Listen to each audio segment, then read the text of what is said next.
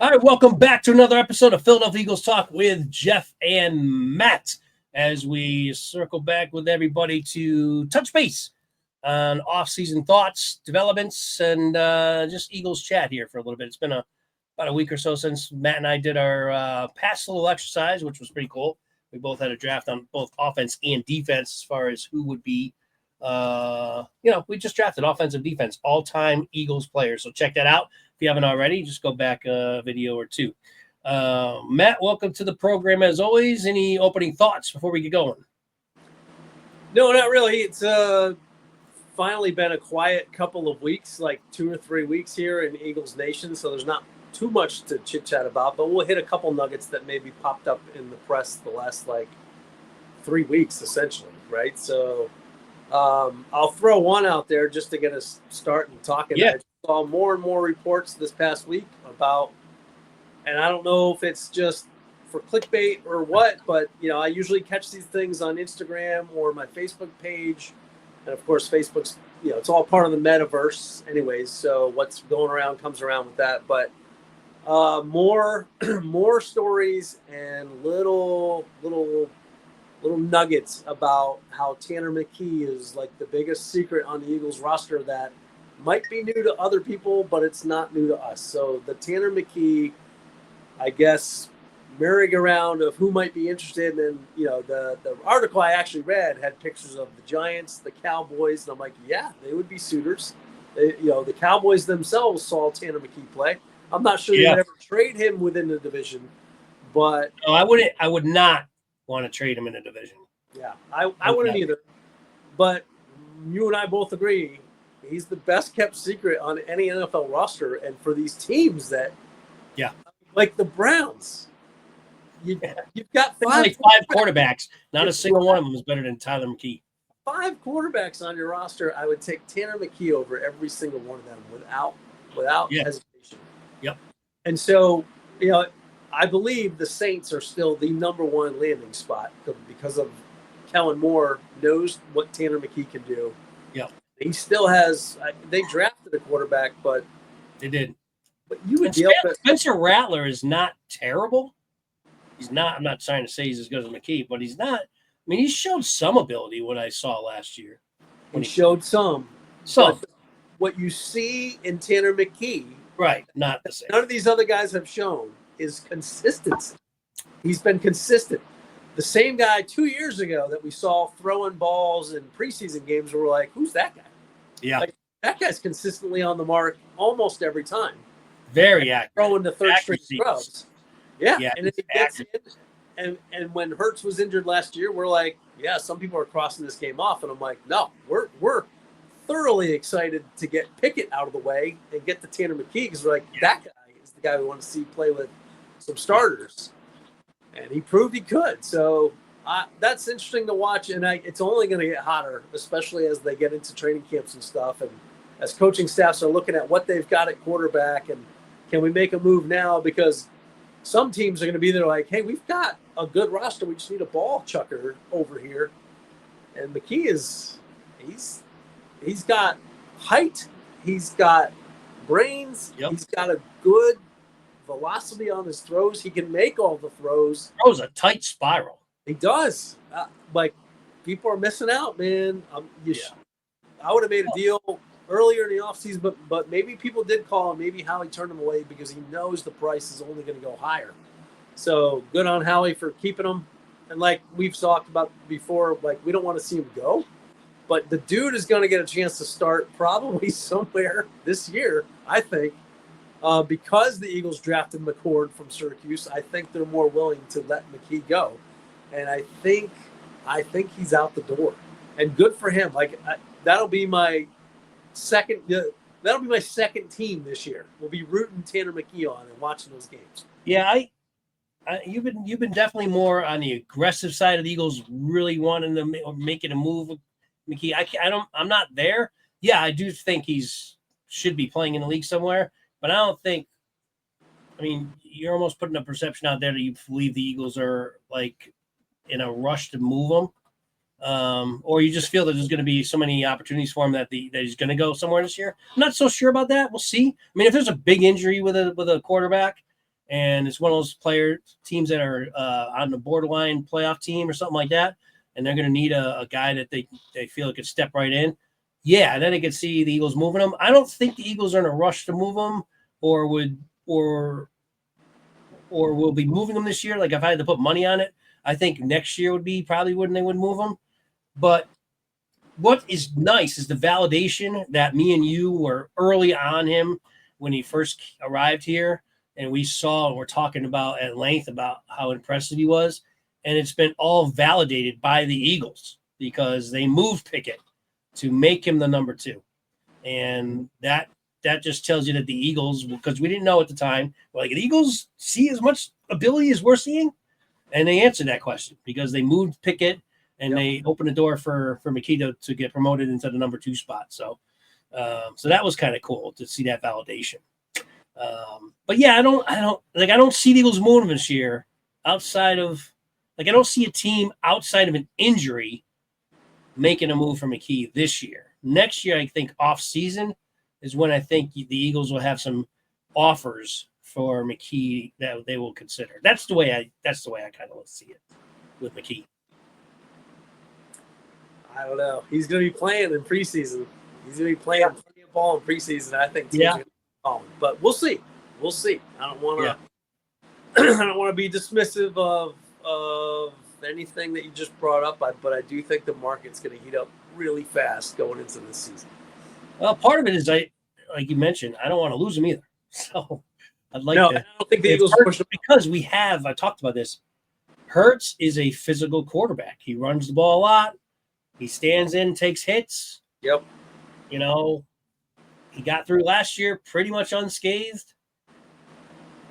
You'd like to know that, hey, if Hurts has got to miss 2-3 games, that McKee could come in there and, make it happen. The Eagles don't really skip much of a beat. Of course, you're always going to skip a little beat when your starter goes down, but we know that McKee can come in and move the ball and score.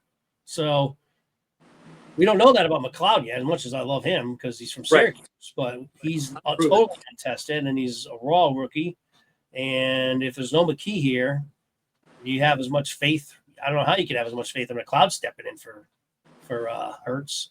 So where's the trade value that makes you give up Tanner McKee? At least I talked about this last time. I want a number 2 for him. 2, right? So if the second rounder gets offered before the season starts, second rounder, I do it. Yeah. Even before the season starts, if someone offers a 2, see the thing is though, and this is where I think we vary. I don't think a team's going to give up a 2 for McKee yet. I don't think they're as high. Other teams are as high in McKee as the Eagles. Yes, he's more well known. There's been some chattering out there. I get that, but is a team willing to give the Eagles a 2 for him right now? I don't think so. Now, does he go out there and dominate in preseason this year? Maybe. But again, I don't see that happening until next season. And so let me ask you this. I'm going to turn it on you. Would you move McKee for anything less than a 2? Say a team comes up, say the New Orleans Saints come in there and say, we'll give up a 3 or maybe 2, maybe a 3rd and a 5th or something like that. Would you do that deal then? No, I would do a 3rd if it was like a 3rd and a 2nd next year. Like if you gave me something for the next 2 years, a 3rd and then something better than a 3rd, I would take it. Well, I don't know. Your future is still going to be Hurts. So you're only getting more draft picks. Howie would look at that from a value standpoint and a money standpoint and be like, that a second rounder gets me another 4 or 5 year rookie contract. Yeah, second round I do it. I'm with you 100%. They get a second round. Yeah, you'd move them. I don't know if a team's willing to give the Eagles a second right now. I just don't know if they've seen enough to do that. We have. Like, we think he'd be worth a second round pick. I don't know if other teams around the league. You mentioned Kellen Moore. He would be the guy. I agree 100% there.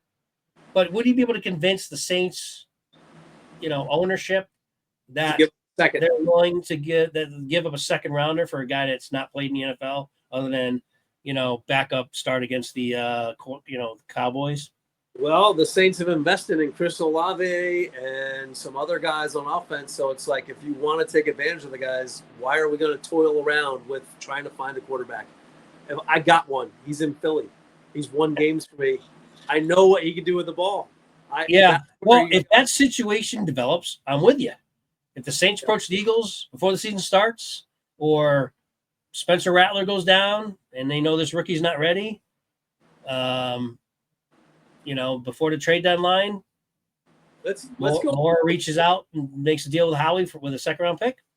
Yeah, I'm not going to say it's impossible. I just don't, as we stand right now, today, and June 26th, I don't see the Eagles moving McKee this year. Maybe not. Only because the value may not be offered yet. But yeah. Let's just run down the list. Here's teams that if you traded for Tanner McKee, your team is instantly more competitive. Los Angeles Raiders, check. Yep. Toss one out there. Who do you got? Browns, check. We'll stay outside the division, but he would improve the Giants right off the bat. Yeah. But he ain't going to be traded there, right? No, we're not trading him division. No. Jacksonville, they're not ready to move on for Trevor Lawrence. But let's say you do that. I don't know if I'd put him. Let's say Lawrence comes out and stinks 4 straight games. Okay. And you found a suitor for Trevor Lawrence, like the Raiders or somebody else, and nobody's moved yet. I would totally ship Lawrence out and then immediately turn around and trade for McKee, and I've improved my team instantaneously. I get what you're saying. I just don't know if that's how based in reality that is, only because they would still be moving on their, quote, franchise quarterback probably too soon in a lot of people's opinions, because he's had a lot of different coaches in his career and he's been injured. Yeah. And they're paying him $1 million and invested a lot to draft him to begin with. Not sure they'd be willing to do that yet. But, you painted a scenario. It gets off to an 0-4 start. He's not playing well. Still think that'd be a gutsy move down there, but, you've never been on high on you. So far, you've been right. I mean, Matt, for those of you who may not know, he was never in Trevor Lawrence's camp right from the beginning. So, and I would say at this point in his career, he has not lived up that expectation. So, and people were comparing him to like the next Peyton Manning coming out. Like they were that certain that this guy was going to be, the real thing. And Matt was one of the few that were out there like, I don't see it. I don't see it. So, yeah, you've definitely been on the pulse of that. But I can also, to the counterpoint, I can also see him having a really good year this year, like really being the Trevor guy. I could see him being, throwing for 4,000 yards and 30 touchdowns. I can see him doing it. I can. I know you probably can't. I can't. You can't? See, he can't. So if he threw, maybe 30 is too much, but I could see him having a 27 touchdown, throwing for 27 touchdowns and 4,000 yards. If he threw for 27 touchdowns and had less than 13 picks, I'd say that's a successful season for Lawrence. But I would also say that's his ceiling right there. And I still don't know. Can we name a receiver on the Jaguars? Well, yeah, they got that rookie stud that they drafted last year, Thomas. He was good. Yep, he was good. And the tight end's really good. They got from the Giants. I mean, he's blown up since he left New York. I thought he moved on, though. I thought he became a free agent, moved on. Oh, maybe. You could be right about that. But no, I just, there's at least 4 teams, right? 4 teams without going very deep. Yeah, we kind of stopped at Jacksonville. There's probably more out there. Saints, Colts, Browns, Giants, Jacksonville. Colts definitely. I mean, Richards is going to get one more chance, I think. So Richardson, I mean, the Colts definitely could be in the contention for sure. And they also have a connection with Eagles. So. Yeah. Yep.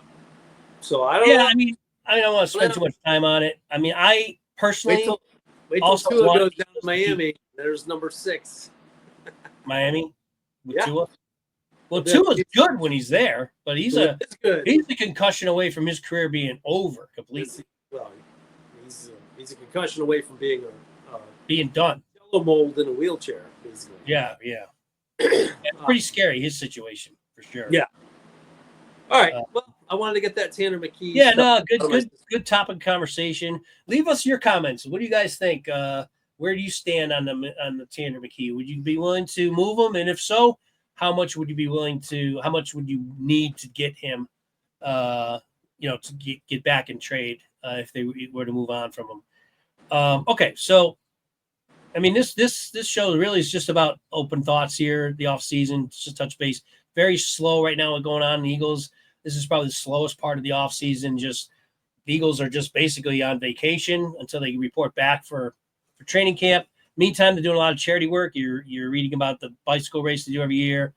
They already had Devontae Smith's celebrity softball tournament, so they're doing a lot of charity work. Jeffrey Lurie made a $50 million donation announcement to autism. So he's always heavily involved in that. Matt, you want to share a story also about the recent Jeffrey Lurie announcement? Yeah, so the news that was cutting across the wire like yesterday and today, I guess, was his reinvestment plan for the Link.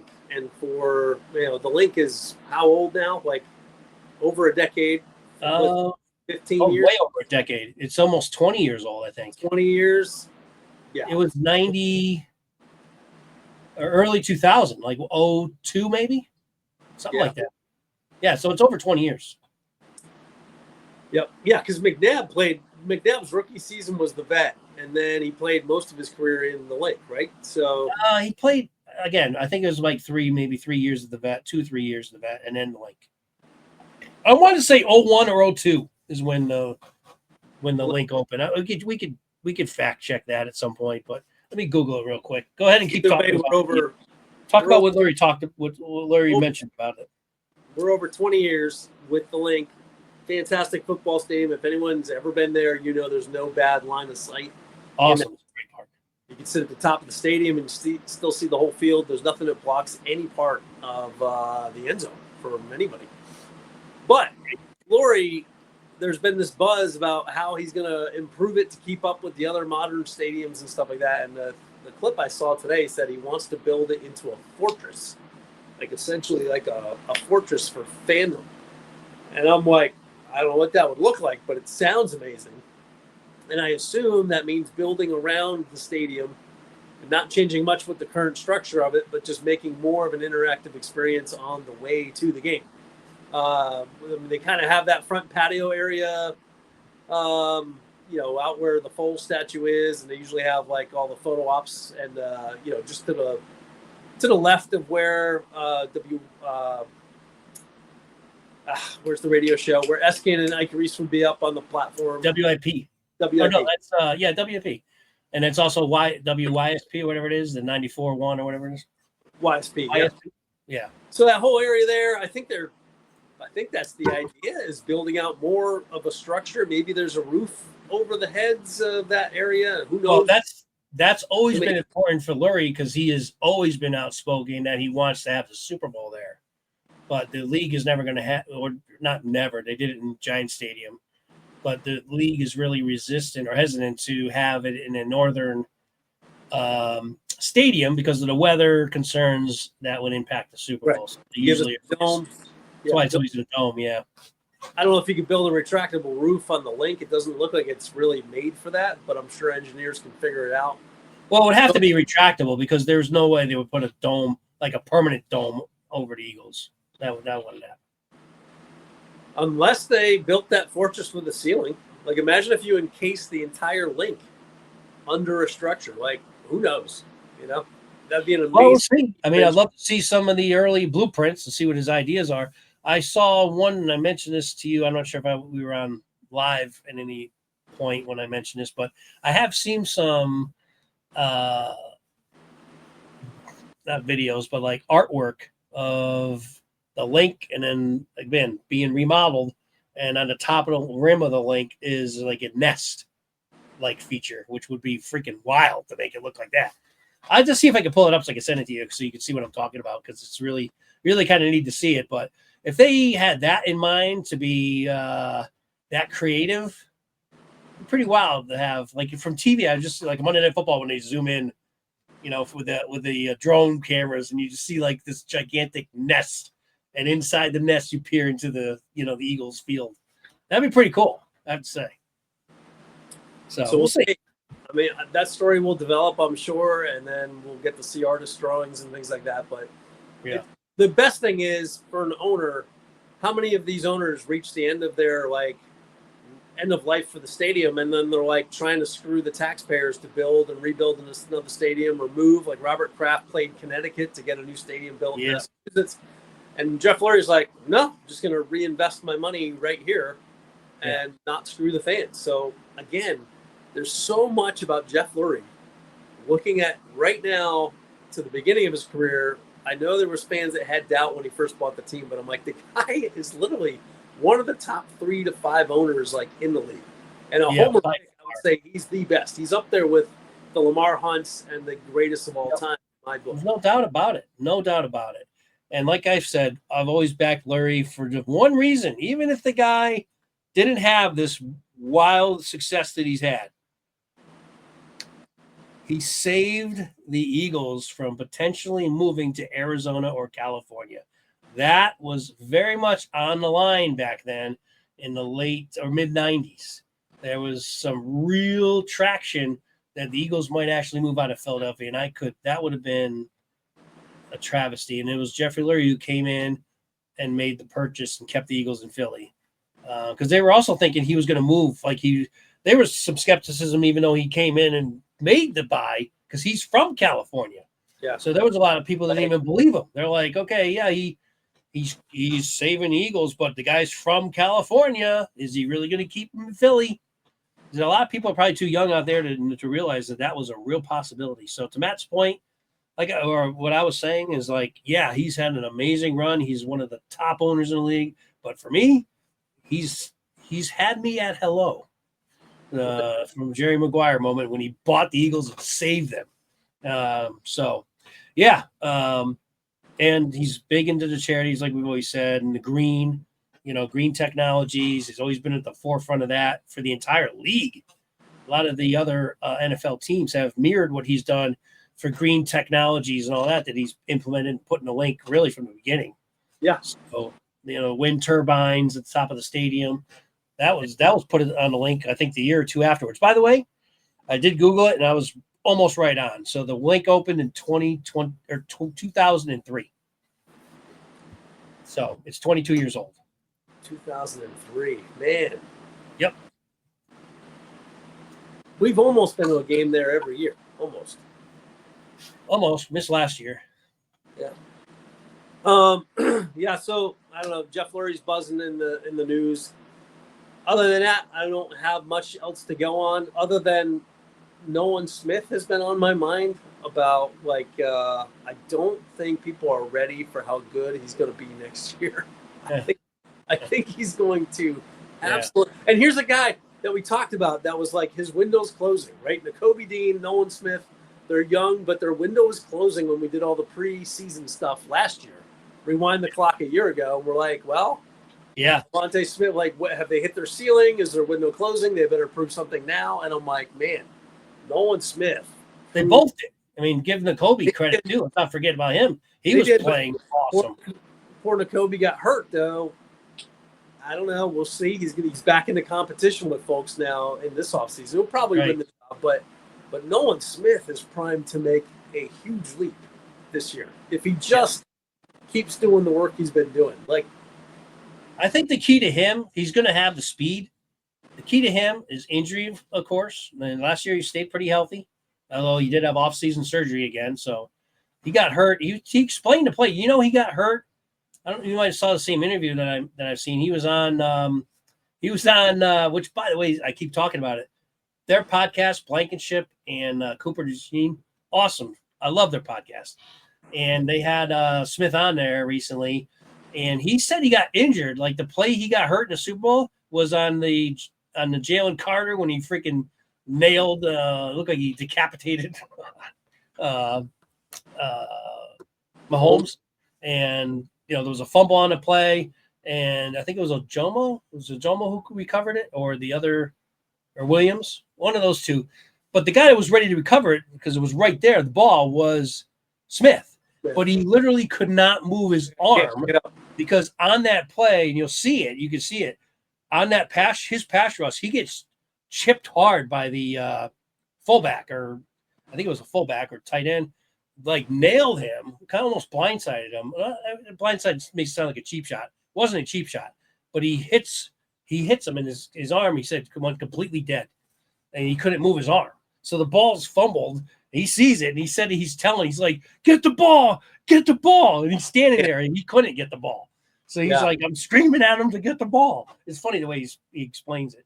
But if he can bulk up, to get back to him, he's a little injury prone because he's still a little undersized. But if this guy, I mean, I'm not to say he's chiseled out of stone, so it's not like he's some skinny bean. But if he could continue to put more size and grow into his body more, just so he could be a little bit more of a thicker player, and he's going to retain the speed. I'm not worried about his speed. But if he can just get a little bit bigger and stronger, man, he could really be a menace to deal with on the outside. In 2 separate games, he took the pulling guard out with his just smash right through him on the defensive scheme of how to counter the pulling guard, right? So he has completely smashed those 2 guys, made them leave the game. Yep. Yes, he does need to bulk up, but can you imagine a heavier Nolan Smith coming at those guys with just as much intensity? Like those guys, I mean, it's on tape now, so linemen are not going to be able to. Right, they're not going to be. Come up with a plan to not let Smith get off like that. Yeah, he's going to destroy. Dudes. He's got all the attributes. He's got a great motor. He plays physical, and he's going to just keep getting better. He's still super young. Yep.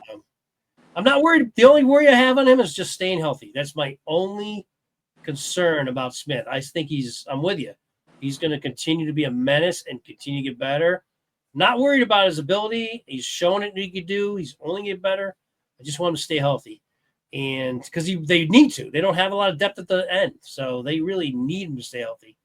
And then Nakobe Dean, probably not going to have him most of the, at least the first half of the year. So we need someone like Trotter or one of these guys to step in, and at least for a while until Nakobe's better. And he's got the type of knee injury too. You don't know, he may not be the same player when he comes back. Yeah, we'll have to see there. Hopefully, that's why he's still young and everything, but that was a serious knee injury. Yeah. Go ahead. No, I'm just saying that's why. What'd you say? He's the one I'm worried about because you get a good guy. You get a guy in there that starts playing good ball, and maybe Vic doesn't put Dean back in, So, Sidney Brown was healthy at the end of last season, but Vic still didn't start him over the rookie McCollum at safety. So, right. Yes. I would imagine Brown, because he missed time because of his injury coming back. Yeah. And he wasn't up to speed on the defense like McCullough was. Yeah. Oh, yeah. So we'll see. Plus, they did sign. I went back. We didn't mention him. It's been a while, but they did bring in a linebacker in the offseason and sign him, one of Vic Fangio's guys. So Nakobe's kind of up against it. We'll probably have that preseason podcast where we address whose windows might be closing, but he might be in that window again. Yeah, we'll have to watch that linebacker position because someone's going to step up. Maybe it's Trotter. Right now, he's getting a lot of reps, or when he was in the OTAs. We'll see if that continues once training. In spring, I keep calling it spring training, but the preseason games and training camp, and see who's getting the bulk of that starting position. Plus, you got, of course, the draft pick who's going to come in, and we don't know how they're going to use him yet. Yeah. Whether he's going to be more of an end rusher or if they will start him at linebacker, especially with Nakobe's injury. So that'll be interesting to see how they use him. It'll be fun watching. Yeah. And the other linebacker, remember they drafted another guy from Georgia, right? They have that guy too, who's a little speedster. Forget his name, but I don't recall. Top of my head, I don't remember his name. I don't have the draft picks in front of me, but he was from Georgia also, another Georgia guy. So the other news is, I guess the only other nugget I got is that the second round draft pick, the safety, he hasn't signed his rookie deal. So I don't know. He's held up on, but I think the Eagles want him in camp. But if he sits out, then Sidney Brown gets more opportunities. Yeah. So I'm not too worried about that not happening, but not concerned either. I really want Sidney to get a real good fair shot now that he's a healthy, not coming off injury. I think he should have hopefully got the message last year that he needs to step up. It's not going to be handed to him. So I really want to see Sidney, get at least a shot to start and then see how he does. I'd love to see that. But we'll see. He's going to have to earn it, and he should have to earn it. I don't want to hit it. Those are the only stories I'm tracking, like the safety position. He's hurting himself by not signing that. Maybe he'll get things done before camp. Yeah, he is. Yeah, because that is, some people think that he is the one that's destined to start. I think it's definitely going to be a training camp battle. But, yeah, the longer he holds out, it's not going to do him any favors for sure. He needs to be in there as a rookie for sure, definitely. All right, let me see if there's anything else in Eagles land I want to mention here before we sign off. We're going to try to come up with some interesting, like we did last couple episodes. We'll come up with some other interesting things to do this off season while we wait this painstakingly amount of time in July as we get closer to what are we, about 70 days away from opening day? I mean, it's not that far away, but still a ways to go. Camp will open up at the end of July, so we're only about a month away from that. So getting there, or maybe third week of July. So Lindy's is already out with their less than a month away from training camp. So things will start to pick up on that end of it. Yeah, what's that? Lindy's is out with their pro football preview magazine already, so they're usually the first. There you go. Press, so I've been reading that, trying to get the off season going. But yeah, I can't wait for the season. I mean, we haven't talked much about that, but I'm excited for the season. It's a tough schedule. The Eagles, there's no Super Bowl hangover, man. They are going to have to get right at it right from the get-go. Big game against Dallas division to kick off the season. Then they go to Kansas City, rematch of the Super Bowl in week 2. And then Matt and I will be at game 3 against the Rams, the team that played the Eagles the toughest last year. So, man, the Eagles need to, hit the gate running, full speed. So, once they raise that banner, the new season is underway. Last year. So, and I love Nick's message. I think I sent it to you, Matt. Nick's message to the team was so perfectly stated. I loved what he said. Yep. He's like, what did he say? Winning or the Super Bowl is like a perfume. He's like, you smell it, or you take a whiff or something. Yeah, it's poison. Otherwise, get away from it. But he goes, you don't taste it because it's poison. Yeah. Or you don't drink it, whatever he said. Anyway, I just butchered the hell out of it, but it was very well said. Yeah. I thought the point would hopefully get across the way that he kind of painted that picture. I liked how he used that. So, and that's what Nick is great about. Nick is really good. His strength is putting things in perspective. I think he's always done a good job of that. And I think he's a really good motivator. Some of the things that he does, people might think is a little quirky, but you can't, deny now he's a Super Bowl champion and he's done it. And he's been to 2 Super Bowls in 3 years. I think the most important thing with Nick Sirianni is the players trust him. Yeah. Yep. Players coach, but he also demands a lot. It's not like he's a players coach and kisses their ass all the time. He's not that kind of coach. But at the same time, he's got an open door, and he just seems like the players really like him and trust him. So all good stuff. I think the other big question mark that I'll be definitely paying a lot of attention to, and then we'll sign off here, is the new offensive coordinator, because that's going to be another new question mark offensive coordinator and play caller coming in for Jalen Hurts, who's used to it by now. But again, it's an unknown because the Eagles lost Kellen Moore, and we'll see if that has any kind of impact, if any, in this season. So, all right, any closing thoughts, Matt? We'll wrap this one up. No, that's it. Everyone be safe for another week. Are we going to do a show next week on 4th of July week or take a week off? If we do, it'll be Wednesday. Yep, we'll see. I'm going to try to come up with some kind of cool idea. Okay. We'll see. Maybe not. We'll see. It's a short week. I get it. Let's put it this way. No guarantees. Maybe it'll be a couple weeks when you see us. if I happen between now and then, or if there's some kind of crazy, amazing news with Eagles wise, we'll definitely make sure we touch base. If we don't, by chance, just have a good 4th, enjoy it. Once you come back after the 4th, it'll be another whole week closer to the start of the season. So that's always good. And so leave your comments. Let us know your thoughts right now and what you're thinking at this point, and ask any questions. We'll answer them in the next podcast as well. So make sure you participate. We're going to start doing some live streaming at some point too, but we got to build up the subscription base. So like and subscribe and do all those fun things. And Matt and I will be back to talk more Eagles soon. So until then, fly, Eagles, fly. Go Birds. Go Birds. And we'll catch you next time on Philadelphia Eagles Talk with Geoff and Matt. Later. See ya.